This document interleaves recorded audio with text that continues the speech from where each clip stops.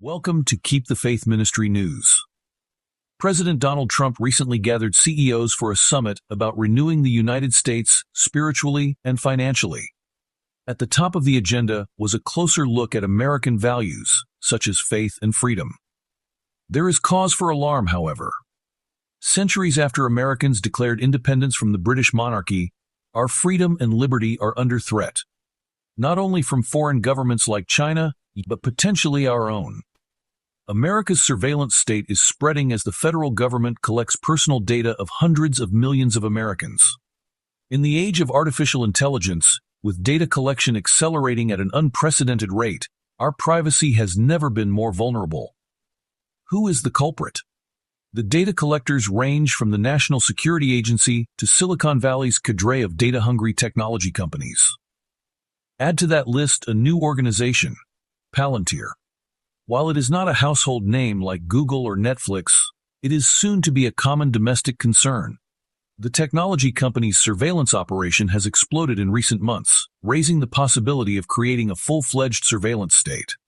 Since January, Palantir has received more than $113 million in federal funds, according to the New York Times, not including a $795 million Defense Department contract awarded in May.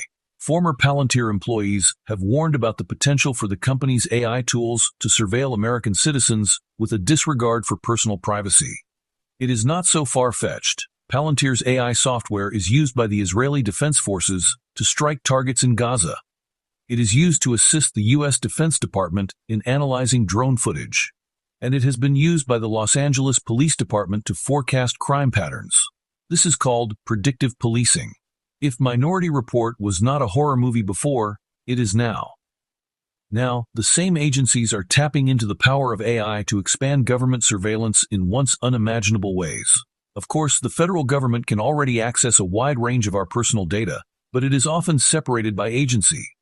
Washington, D.C., can create exponentially more detailed profiles on all of us by sharing data with the help of Palantir's AI tools. Even when surveilling non-citizens, the government's data collection inevitably tracks individual Americans based on their own interactions with these non-citizens. The government's data collection is based on information from police departments, financial institutions, and other entities, like Palantir. Big government and big tech partnership raises concerns. Even if the alliance between the government and Palantir works as intended, it is a potential threat to our civil liberties. Political dissidents could become targets. Not even those with limited public personas are safe from the state's detailed profiling machine. These systems are not perfect, and neither are our leaders. What happens when AI systems fail? What happens when data collection goes haywire? At the moment, many of our elected officials do not have answers to these questions, or they are just ignoring them. The same goes for OpenAI and Palantir, which are all too comfortable amassing ever larger federal contracts and greater market share. This lack of transparency or accountability is unacceptable. The only thing worse than the overreach of big government is big tech in bed with big government. For those who care about freedom and liberty, now is the time to speak up, before it is too late. Quote, "When Protestantism shall stretch her hand across the gulf to grasp the hand of the Roman power, when she shall reach over the abyss to clasp hands with spiritualism.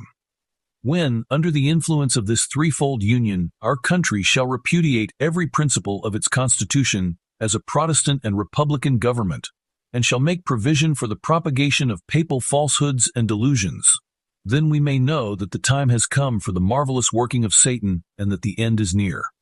Testimonies for the Church, Vol. 5, page 451. This is Keep the Faith Ministry News. Thank you for watching.